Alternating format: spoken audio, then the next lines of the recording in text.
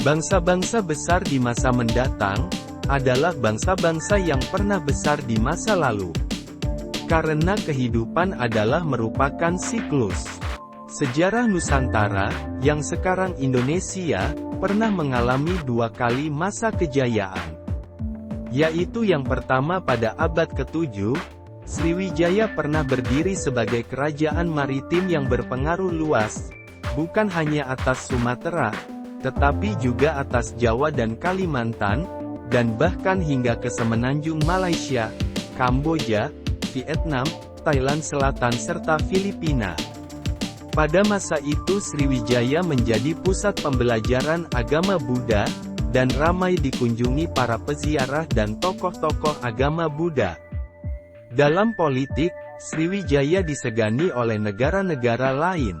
Dalam perdagangan, Sriwijaya yang menguasai Selat Malaka dan Selat Sunda mengontrol jalur perdagangan antara 2 pusat utama yaitu India dan Cina. Sriwijaya memiliki banyak komoditas antara lain kapur barus, kayu gaharu, kapulaga, gading, emas, dan timah yang membawa kemakmuran bagi Sriwijaya. Sriwijaya adalah kerajaan bahari historis yang berasal dari Pulau Sumatera sekitar abad ke-7 sampai abad ke-11. Kehadirannya banyak memberi pengaruh pada perkembangan sejarah Asia Tenggara, terutama dalam kawasan Nusantara Barat. Dalam bahasa Sanskerta, Sri berarti bercahaya, atau gemilang, dan Vijaya berarti kemenangan, atau kejayaan. Dengan demikian, nama Sriwijaya bermakna, kemenangan yang gilang gemilang. Lokasi ibu kota Sriwijaya dapat dengan akurat disimpulkan berada di kota Palembang, tepatnya di muara Sungai Musi. Sriwijaya terdiri dari sejumlah pelabuhan yang saling berhubungan di sekitar Selat Malaka.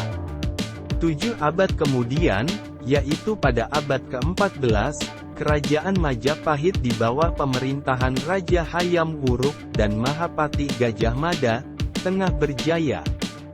Dalam kitab Negara Kertagama, wilayah kekuasaan Majapahit kala itu mencakup Jawa, Sumatera, Kalimantan, Sulawesi, Nusa Tenggara, Maluku, Papua, semenanjung Malaysia, Singapura, sebagian Thailand dan sebagian Filipina. Sedikitnya ada 98 kerajaan di seluruh Nusantara, yang kala itu bernaung di bawah kuasa Majapahit. Sedangkan secara ekonomi, Kerajaan Majapahit diketahui telah menghidupkan pelabuhan-pelabuhan penting di sepanjang pantai Jawa, sebagai pelabuhan transit. Seperti di Gresik, Tuban, Jepara, Lasem, Bali, Surabaya, dan Jaratan. Semua pelabuhan itu mengambil alih fungsi pelabuhan transit, setelah runtuhnya Kerajaan Sriwijaya.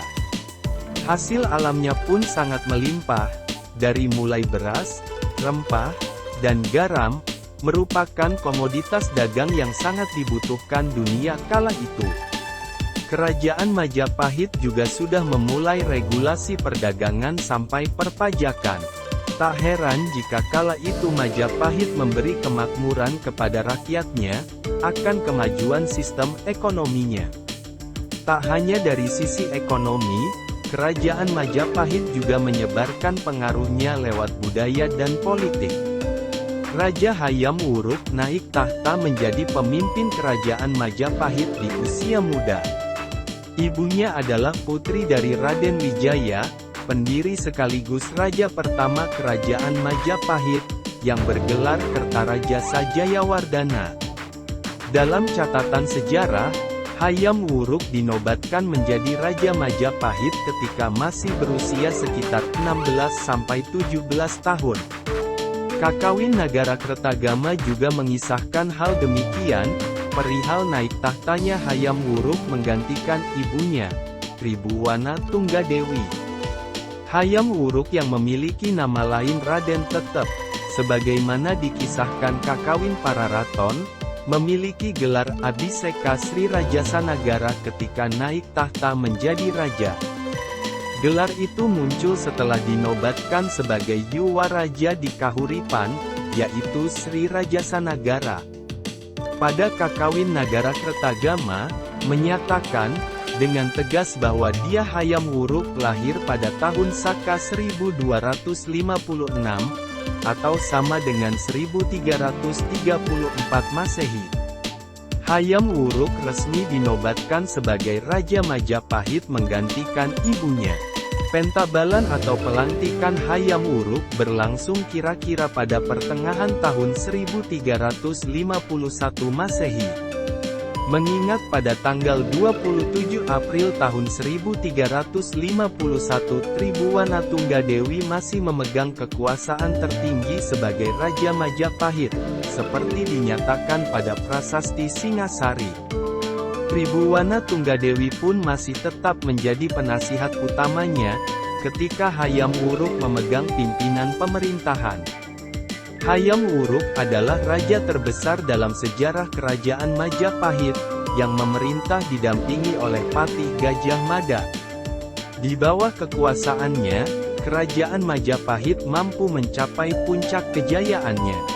Selama 39 tahun, yaitu sejak tahun 1350 hingga 1389 Masehi berkuasa, Hayam Wuruk disebut-sebut sebagai Raja Majapahit terbesar atau paling utama. Keberhasilannya membawa Majapahit menuju puncak kejayaan, tidak lepas dari bantuan Mahapatih Gajah Mada.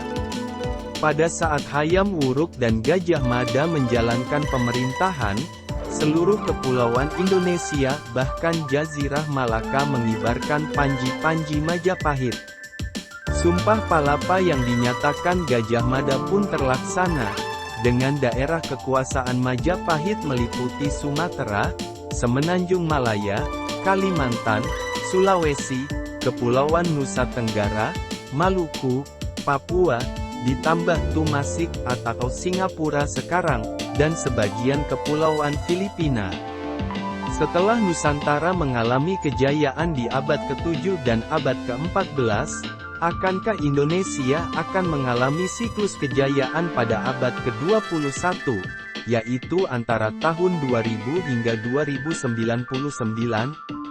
Lembaga Riset Bisnis dan Ekonomi, The McKinsey Global Institute, menerbitkan laporannya berjudul, The Archipelago Economy, Unleashing Indonesia's Potential, yang menunjukkan dengan jelas kecenderungan kejayaan Indonesia di bidang ekonomi.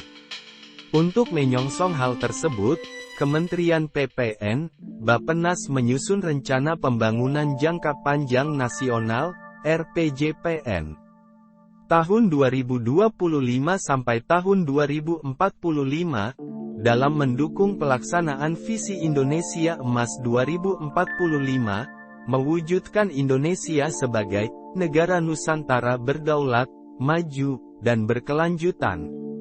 Negara Indonesia, saat ini memiliki sebanyak 84,4 juta penduduknya adalah anak-anak, yang berada di bawah umur 18 tahun. Anak-anak tersebut diharapkan menjadi generasi Indonesia Emas tahun 2045. Sedikitnya ada 3 hal pokok penting, yang akan menjadi acuan untuk menggapai visi Indonesia Emas 2045. Pertama, stabilitas bangsa harus terjaga dengan baik, karena tampaknya tidak ada negara yang berhasil menggapai kemakmuran. Hal kedua, perlunya keberlanjutan dan kesinambungan kepemimpinan. Presiden menganalogikan, kepemimpinan pada sebuah bangsa itu seperti tongkat estafet yang harus bersambung, dan bukan dimulai dari nol pada setiap kepemimpinan.